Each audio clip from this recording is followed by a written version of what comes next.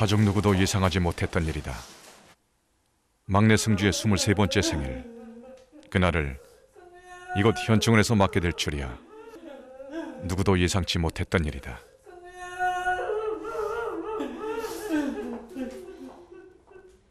생일 축하해, 승주야.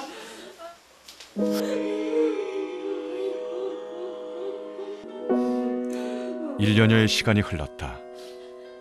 하지만 하루아침에 아들을, 동생을 잃은 이들에겐 결코 익숙해지지 않는 시간이다. 도대체 왜 이런 일이 일어난 것일까?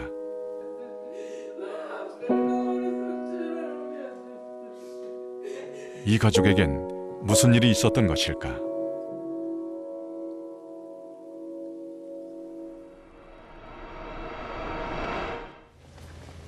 휴일 오후, 윤일병과 4명의 손님들은 냉동식품을 먹고 있었다. 너 젓가락질을 왜 그러냐? 젓가락질 안 배웠어? 아 진짜. 야, 말을 똑바로 하라고. 어? 정신 못 차렸어? 어? 어? 야. 그런데 선임병들, 별일 아닌 일에도 화를 내며 윤일병에게 구타를 가한다. 왜 이렇게 안 먹냐? 빨리 먹어. 내가 오늘 차는 게 뭔지 보여줄게. 빨리 못해? 어? 어?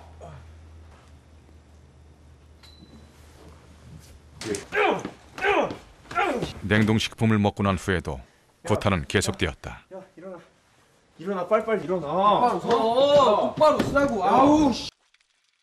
그렇게 몇 시간째 이어진 폭행으로 몸에 이상을 호소하는 윤일병. 맞습니다. 꾀병 부르지 말라니까. 결국 그는 다시 일어나지 못했다. 야, 빨리 가자. 뒤늦게 사태의 심각성을 깨닫고 부랴부랴 병원으로 향했지만 때는 이미 늦은 뒤였다.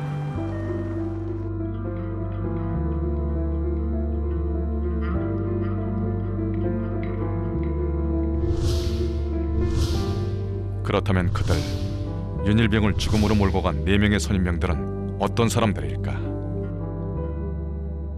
평범한 학생입니다. 극히 평범한 학생들. 그게 안타까운 거죠. 흔히 우리가 대학가 주변에서 볼 수 있는 또래하고 저는 거의 다를 게 없다고 보고 있습니다. 과연 그럴까? 그들의 면면을 1200페이지에 달하는 수사 기록을 토대로 분석해 보기로 했다.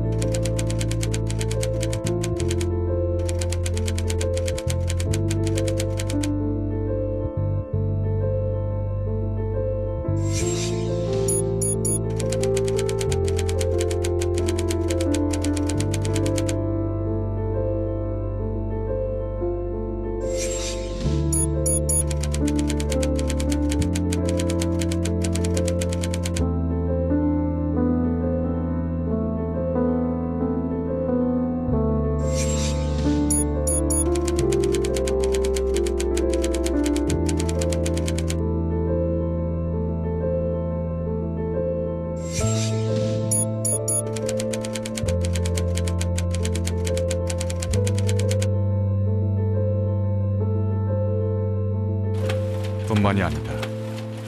복무적합도 검사에서도 이상이 없었던 평범한 20대들이었다.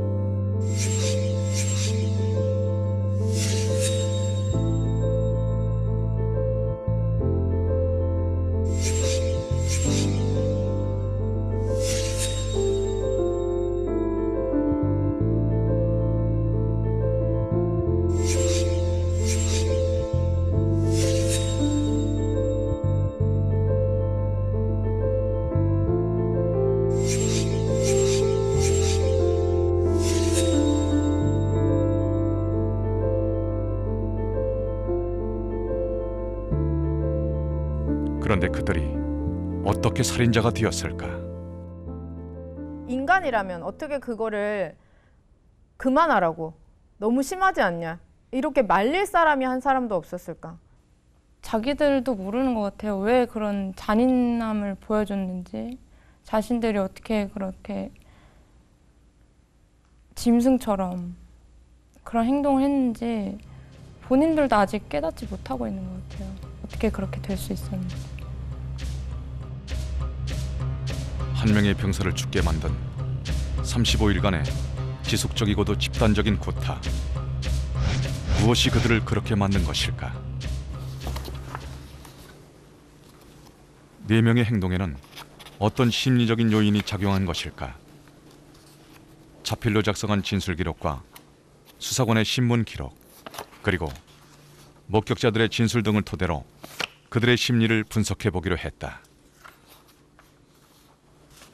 전체적인 이 심리적인 흐름을 보면 이병장은 일단 뭐 누구나 알 수 있겠지만 이 행동대장 역할을 했죠. 폭력을 직접 사용하고 가장 적극적으로 주도적으로 행동으로 옮겼던 그런 이제 어떤 집행자 역할을 했습니다. 차렷. 차렷.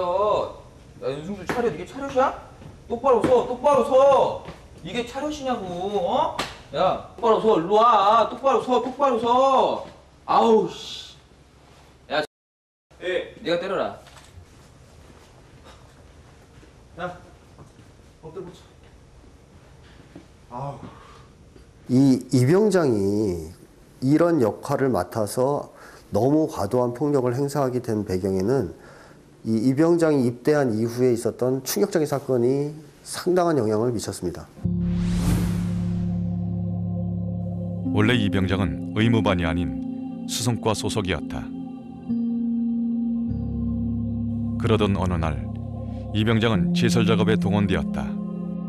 그런데 물건을 나르다 왼쪽 손가락이 부러져 있었던 이병장.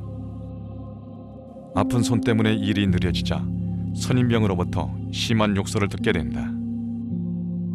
가뜩이나 늦은 나이에 입대해 미축되어 있었던 이병장은 모멸감과 수치심을 느낀다. 그리고 며칠 후 이등병 캠프에 참가하게 된 이병장. 부대 내 부조리를 설문조사하는 과정에서 이병장은 얼마 전에 있었던 선임병의 폭언과 구타를 제보하게 된다.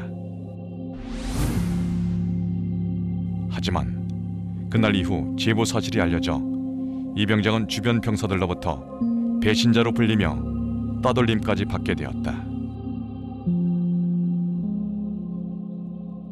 그리고 그때 받은 충격이 엄청 컸던 것 같습니다. 왜냐하면 이병장이 가지고 있었던 무력감이라든가 분노라든가 또는 뭐 아까 얘기한 공포 이런 게 극대화됐을 수가 있어요. 그 과정에서 그걸 잘 보여주는 것이 그 당시에 면담 기록들을 보면 이병장이 자꾸 그 상관들이 도와줄 테니까 여기서 그냥 잘 적응해봐라 했는데도 계속 울면서 전출을 해달라 이렇게 강력하게 요구를 합니다. 여러 차례에 걸쳐서.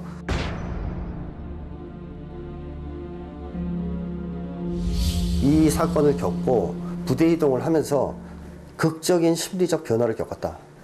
그러니까 본인 자체가 결정을 한 것 같습니다. 심리적 노선을 바꾼 거로. 여태까지 내가 살아온 방식과는 다른 방식으로 살겠어. 그 전에 위축된 모습과는 달리 적극적으로 의무반을 장악하기로 마음먹은 이병장.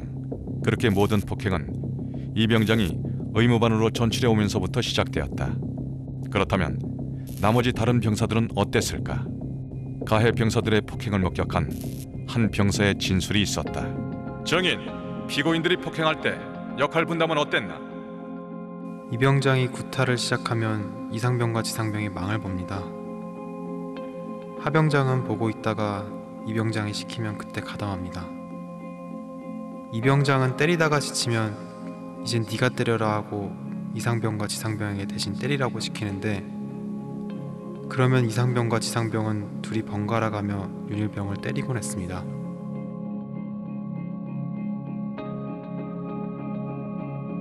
이병장이 시도하는 폭행 상황 속에서 나머지 3명의 가해자들은 어떤 심리적 변화를 겪고 있었던 것일까?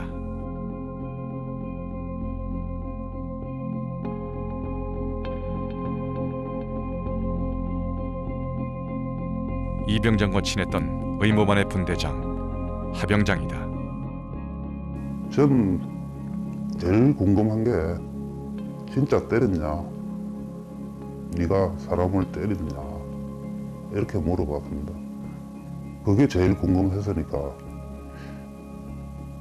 사회에서 뭐 친구들하고 다툼 한 번 하지 않았고 누구를 때린 적이 한 번도 없었던 애가 군대 가서 뭐 미치지 않고서야 이럴 일이 있겠나. 하병장이 설사 군대에 들어오기 전에는 그렇게 소심하고 특별한 문제가 없는 사람이었다 할지라도 들어와서 병장까지 올라가기 과정에서 그 의무반이 좋지 않은 환경이었다면, 좋지 않은 경험을 계속 제공했다면 충분히 심리적으로 문제가 생길 수 있습니다. 폭력에는 소극적이었지만 수시로 윤일병을 지적했던 하병장. 하병장의 이런 행동은 이 병장을 심리적으로 자극했다는 분석이다.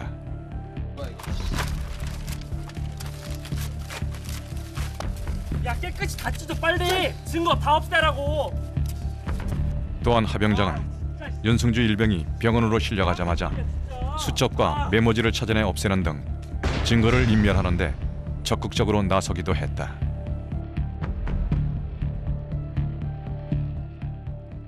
의무반에서 이로 벌어지는 일을 사실 책임지고 감시하고 조종해야 될 분대장, 이 하병장이 사실은 이 사태를 묵인하는 것을 넘어서서 적극적으로 사실은 저는 매개했고 어떤 이 폭력을 그 다음에 촉발하는 역할까지도 했다고 생각을 합니다. 또 이 이상병은 이병장이 없을 때도 이미 이일병을 계속 상습적으로 폭행했던 전력이 있습니다. 자, 그런 점에서 이상병은 이병장과 심리적으로는 공모하는 관계였다. 저는 그렇게 생각을 하고요. 그 다음에 지상병의 경우에는 과거에 이미 이병장한테 폭행당했던 경험이 많이 있습니다. 그래서 굉장히 무서워하고 있습니다. 그래서 지상병은 이병장이 무서워서 할 수 없이 폭행에 가담을 하고 그 과정에서 점점점 상태가 악화돼서 나중에는 자기도 폭행을 하게 되는 이런 경우라고 보여지고요.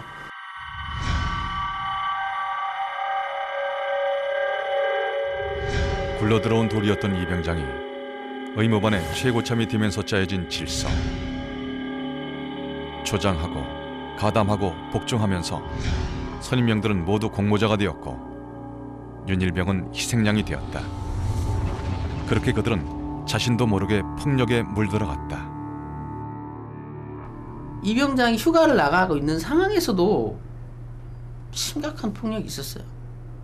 그러니까 목격자에 의하면 일부 목격자들은 이병장보다는 나머지 병사가 팬 게 더 많았다는 거예요. 야, 하려 그랬냐? 말기 좀 알아들으라고. 사람 짜증나게 하지 말고. 야, 대답을 해. 야. 그렇다면 이것은 그들 몇 명만의 문제일까? 유사한 심리적 역동은 군대 내 곳곳에 존재하고 있지 않을까? 거의 다. 다만 그 강도가 여기처럼 극단적이지 않아서 사건화되지 않거나 비극적 사건이 아직도 안 터지고 있을 뿐이지 않을까 이런 생각이 들고요. 따라서 이 사건의 진정한 원인은 그러한 시스템이나 문화에서 찾는 것이 옳다고 생각합니다.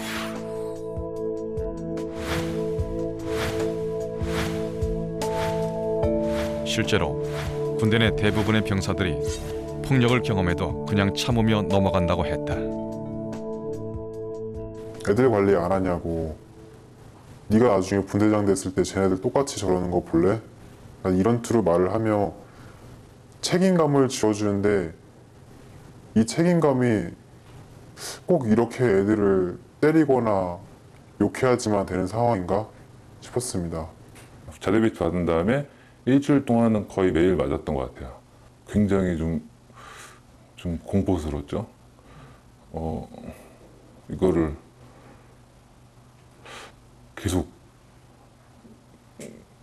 그냥 아무 이유 없이 이걸 맞아야 되는 건가? 아니면은 내가 어떤 방법을 통해서 이 구타를 벗어나야 되는 건가? 그런 좀 혼란감? 맞아도 참고 어찌 버티면 나도 똑같이 일병, 상병, 병장이 되면서 좀 군생활 편하게 하면서 이렇게 마칠 수 있다는 생각에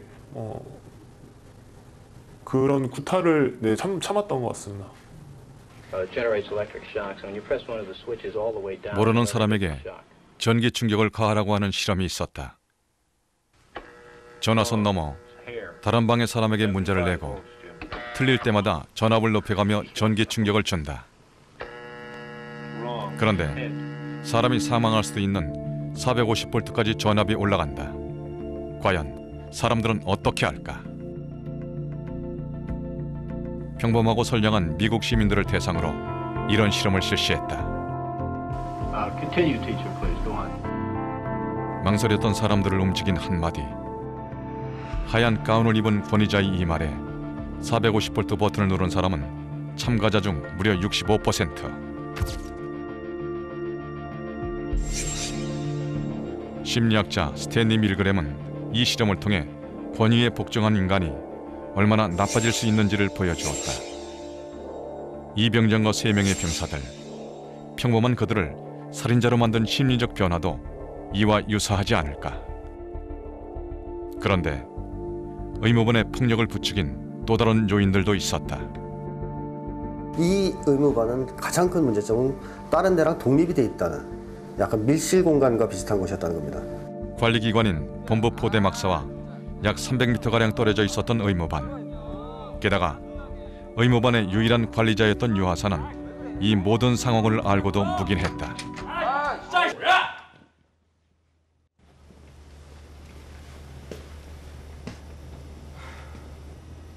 병사들 간의 폭행을 인정한다.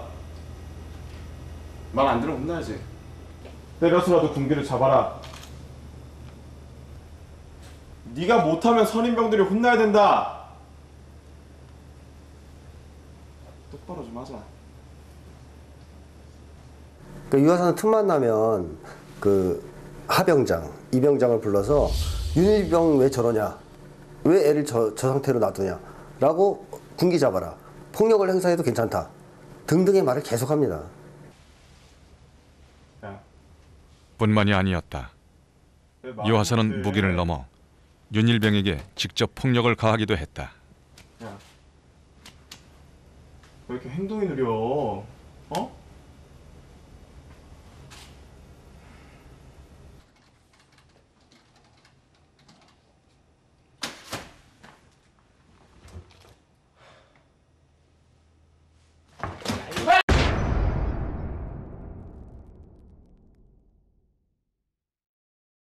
사실 여기에 있었던 이 병사들이 다른 내무반에 있었다면 이런 행동을 했을까? 전 아니었을 것 같아요.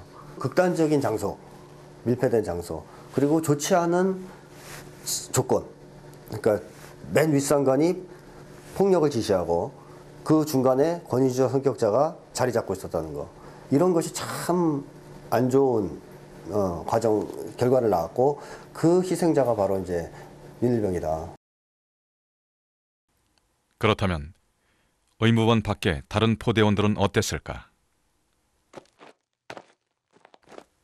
지속적인 구타로 윤일병은 한동안 다리를 절고 다녔었다. 의무반을 오며가며 다른 포대원들도 이를 봤을 것이다. 그런데 어느 누구도 의문을 제기하지 않았다. 왜 그런 것일까?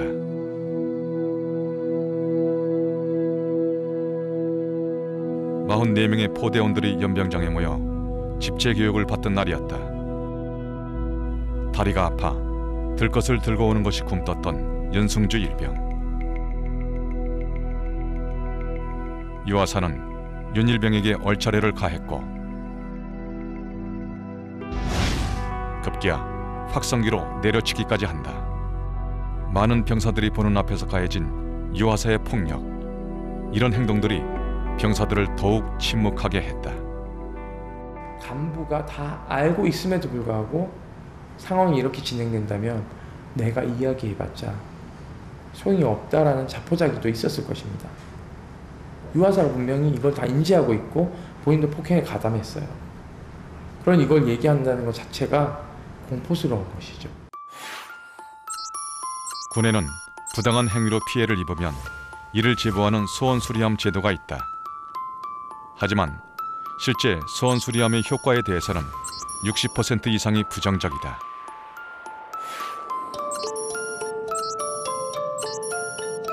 그 이유는 제보자에 대한 신원이 보장되지 않는다는 것과 무엇보다 제보를 해도 문제가 해결되지 않는다는 것이었다. 다수는 침묵하고 일부는 자기를 괴롭히고 나는 참고 지휘관들 모른 척하고. 한 명의 병사를 향해 가해진 35일간의 지속적이고도 조직적인 구타. 4명의 병사들은 그렇게 살인자가 되어갔다. 하지만 한 병사의 죽음에 대한 책임, 과연 이 4명의 병사들에게만 물어야 하는 것일까? 서서히 썩어가는 사과, 단순히 몇 개 나쁜 사과만의 문제일까? 썩은 상자 안에선 어떤 사과도 온전할 수 없다. 결국 사과를 썩게 만드는 것은 사과가 아닌 상자의 문제는 아닐까?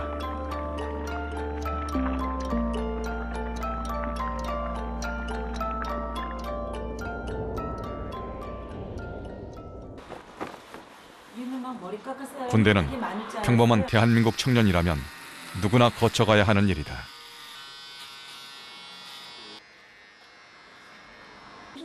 이맛박이 제일 예쁘네. 내가 군대에 막 사고도 많고 이러다 보니까 그런 것에 대한 좀 불안감은 있긴 하지만 뭐 아들이 건강해서 군대 생활을 하게 입대를 할 수 있다는 것에 대한 어떤 그런 자부심이 있어서 좋아요.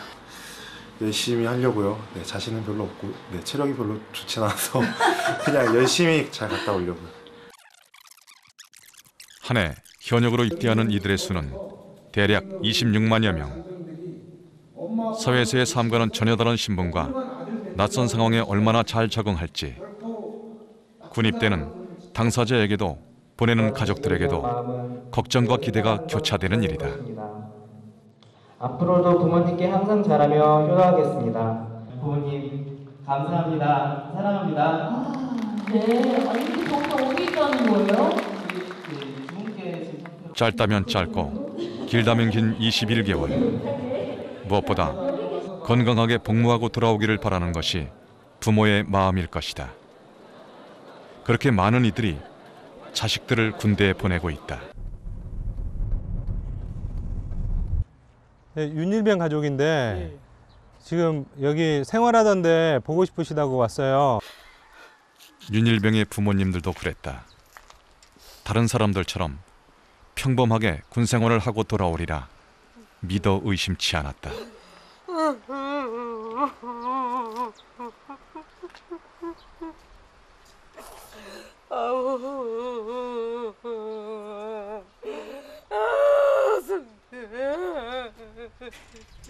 면회 한 번 못 오고 아들이 죽고 나서야 이곳을 이렇게 찾게 될 줄은 꿈에도 생각하지 못했다.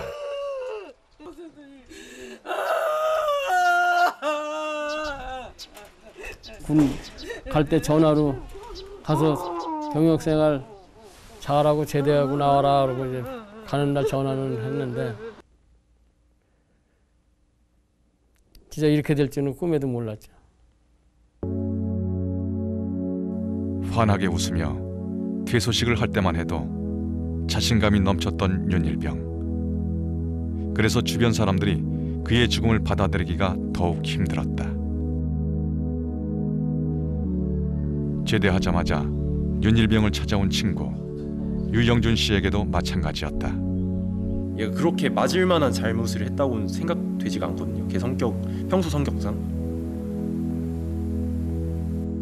그래서 저도 좀 더 화나고 어이없고 그랬죠. 친구들이 기억하는 연승준은 군대에서와는 전혀 다른 모습이다. 이제 제가 좀 힘들어하는 일이나 뭐 과제 조금 있으면 좀 도와주기도 하고 집안일 같은 것도 항상 자기가 먼저 해나가고 하는 엄청 좀 행동도 빠르고 일도 잘하는 엄청 좋은 친구였던 것 같아요. 사회에서의 윤승준은 늘 밝고 성실해 인기가 많았던 친구였다.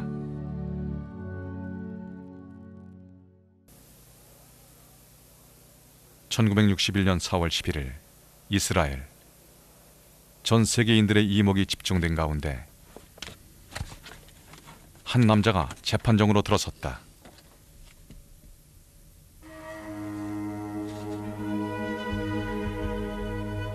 그의 이름은 칼 아돌프 아이히만. 그의 제목은 무엇일까? 그는 독일 나치 친위대의 중령으로 2차 세계대전 당시 유대인 수송의 최고 책임자였다. 그는 유럽 전역에 숨어 사는 유대인들을 체포했고 폴란드 수용소로 강제 이송시켰다. 아이히만이 학살 장소로 이송시킨 유대인의 수는 무려 500만 명. 그 제목으로 그는 재판에 회부되었다. 사람들은 법정에 선 아이히만을 보고 또 한 번 놀라지 않을 수 없었다. 너무나도 평범한 그의 모습 때문이었다. 그렇다면 그는 어떻게 이런 끔찍한 대학살을 저지른 것일까? 그의 기소 항목은 15가지. 하지만 그의 변론은 한결같았다. Meine Stellung ist die gleiche wie die von Millionen anderen, die zu gehorchen hatten.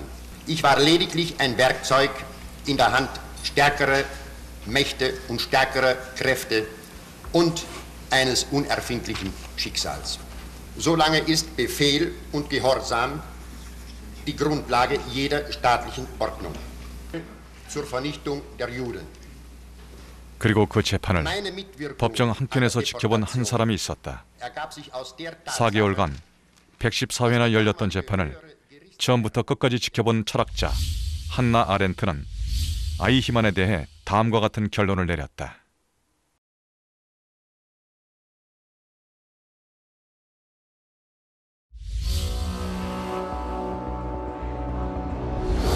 절대적인 권위를 가진 한 인물과 이에 침묵과 동조로 복종했던 군중.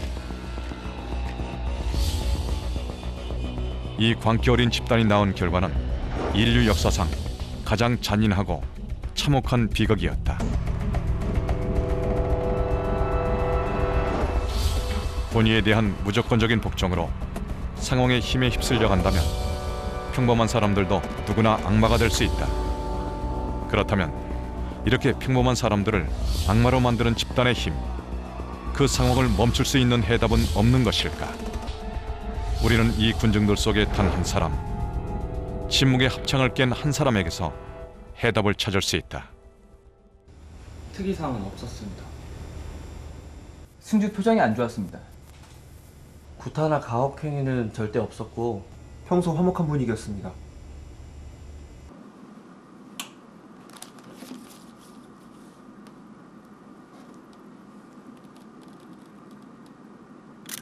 윤일병 사건은 어떻게 세상에 알려지게 된 것일까?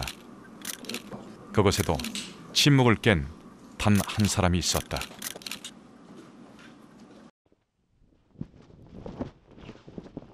단순 사고로 묻힐 뻔했던 사건의 진실. 하지만 윤일병이 사경을 헤매던 그 시각, 한 병사의 결정적 제보가 있었다.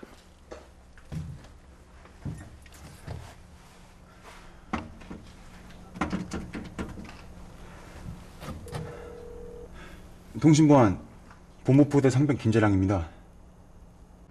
이 사건은 사실상 재량 씨가 없었으면 묻힐 일이었죠. 그 집단 구타에 의한 사망이라는 것을 이야기했기 때문에 사건의 단초를 제공한 것이 맞고요.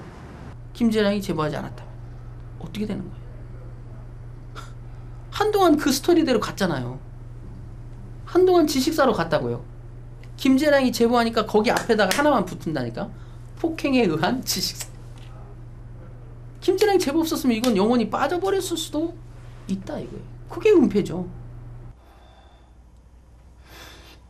솔직하게 말씀드리고 싶은 게 있어서 전화드렸습니다. 김재량 상병. 그는 어떻게 윤일병의 죽음을 제보하게 된 것일까? 4월 6일 오늘 의무반에서 승주가 쓰러졌다.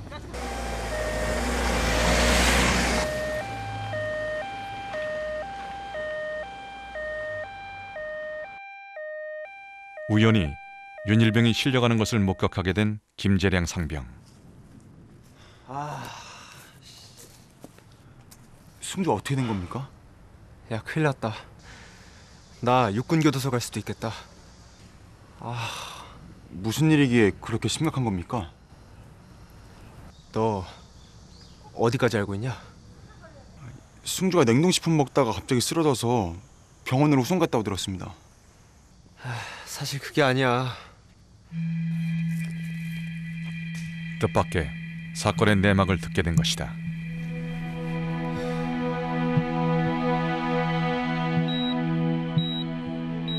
윤일병은 목숨이 위태로운데 가해자 중 한 명인 지상병과는 아는 사이. 김재량 상병은 어떻게 해야 할지 깊은 고민에 빠진다. 승주는 지금 어떤 상태입니까? 수송 갈 때 15분 이상 심장이 정지했어. 그럼 이제 어떻게 할 겁니까?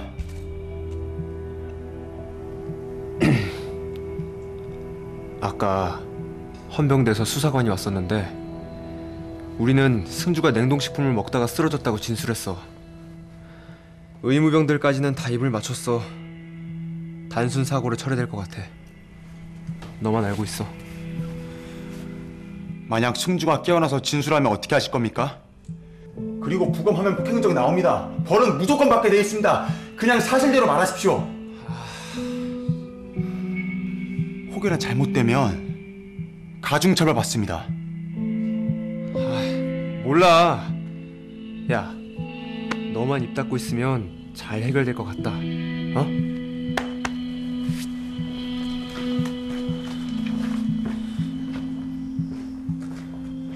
그날 밤 김재량 상병은 쉽게 잠들지 못한다.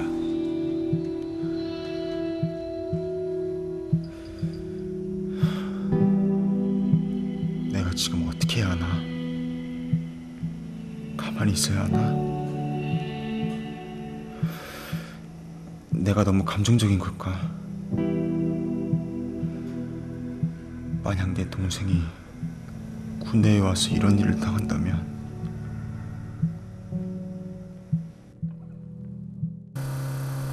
여러분이라면 어떤 선택을 할까? 여기 조금 다른 상황이 있다.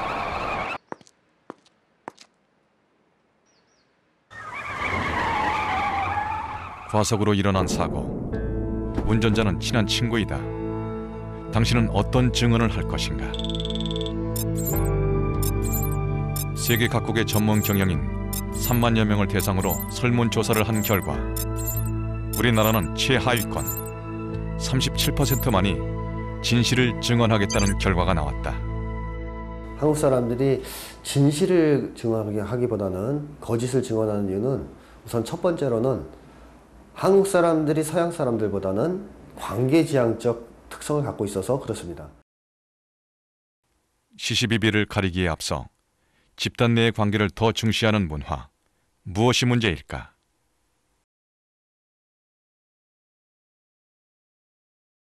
공동체가 건강하다면 관계를 중시하는 것이 굉장히 이제 순기능을 하겠죠. 근데 공동체가 병들어 있다면 혹은 조직이 문제가 있다면 이건 역기능을 할 수 있습니다. 관계만을 중시하는 문화는 한 번 나빠진 집단을 더욱 오염시키게 된다. 당신이 내 일부로 일단 보직을 뺐어. 우리 회사의 어떤 특히 사장님의 경영 행위에 대해서 당신이 외부에 맞지 않는 이런 사실들을 입감으로써 국내 굴지 기업의 비윤리적 경영 행위를 제보했던 정진극 씨. 그가 제보를 결심하게 된 것은 의외로 단순한 이유였다.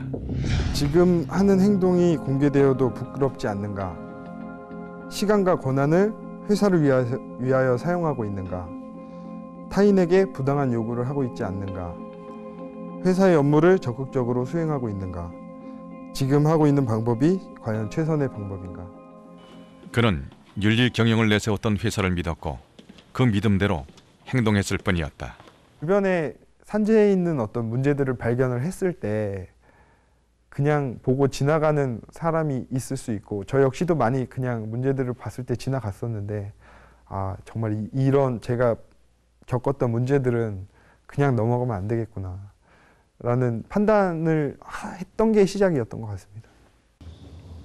하지만 제보 이후 그의 삶은 180도 달라졌다. 그에게 돌아온 것은 배신자라는 낙인과 회사로부터의 일방적인 해고 통보였다. 제가 신분이 노출되고 나서 저랑 이야기하고 같은 공간에 있는 것조차 직원들이 꺼려했기 때문에 철저하게 혼자였습니다. 현재 그는 새로운 도전을 하고 있다. 회사원이 아닌 국회의원의 보좌관으로 공익신고자 보호법을 추진하는 데 앞장서고 있다. 문제 제기 한번 하는 사람들이 결국은 뭐 영웅이나 의인이란 이야기가 나올 정도로 이 사회가 현재 어떤 잘못된 부분에 대해서 이야기하기가 힘든 구조가 아닌가 생각을 합니다. 저는 그냥 보통 사람일 뿐입니다. 제보 이후 달라진 건 김재량 상병도 마찬가지였다. 네가 그 유명한 김재량이냐? 얘 때문에 내가 장기 복무가 안 돼. 전출하고 싶지 않냐? 갈래 말래?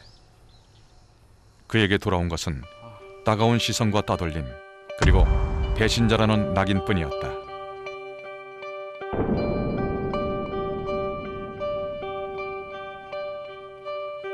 제보 이후 김재량 상병은 다른 부대로 전출이 됐고 제대할 때까지 우울증과 악몽에 시달려야만 했다. 꿈에서 나는 군수과에서 일하며 마스터를 나눠주고 있었다.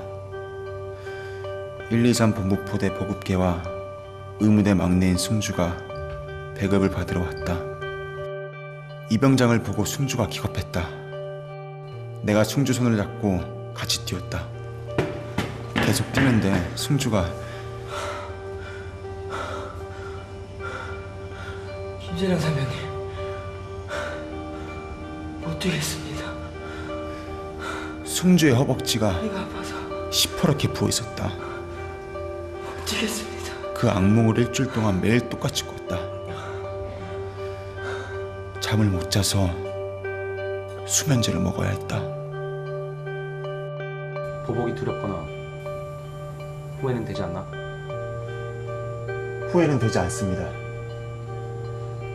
오히려 승주가 선임들로부터 폭행을 당하고 있다는 것을 눈치챘을 때 그때 왜 좀 더 빨리 신고하지 않았나, 그게 더 후회가 됩니다.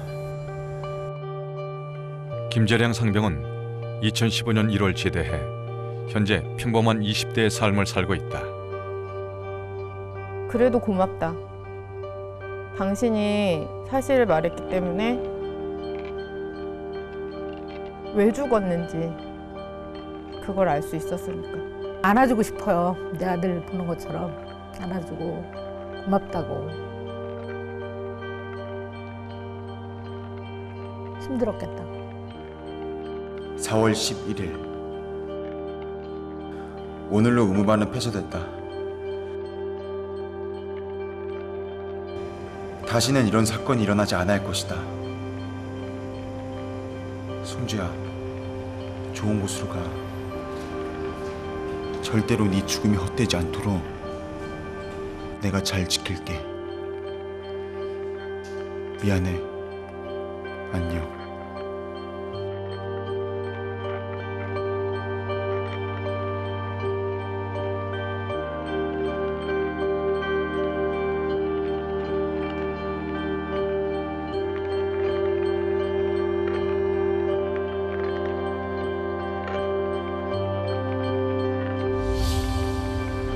(35일간의) 지속적이고 조직적인 구타로 사망한 한 병사의 죽음.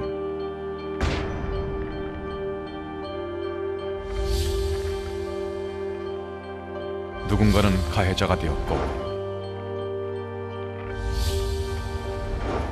누군가는 피해자가 되었고 또 누군가는 내부 고발자가 되었다. 무엇이 이들을 이렇게 만든 것일까? 침묵과 복종을 강요하는 조직. 그 속에서 누구는 침묵을 지켰고 누구는 침묵을 깨트렸다.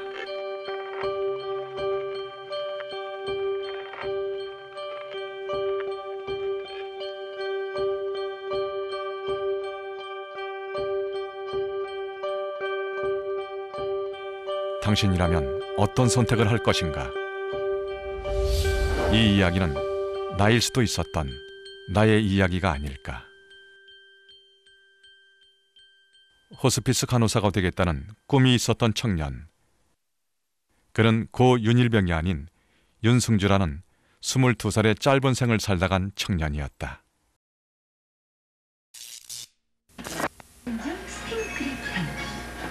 오뚜기는 맛있잖아요. 뜨거운 파란 색깔.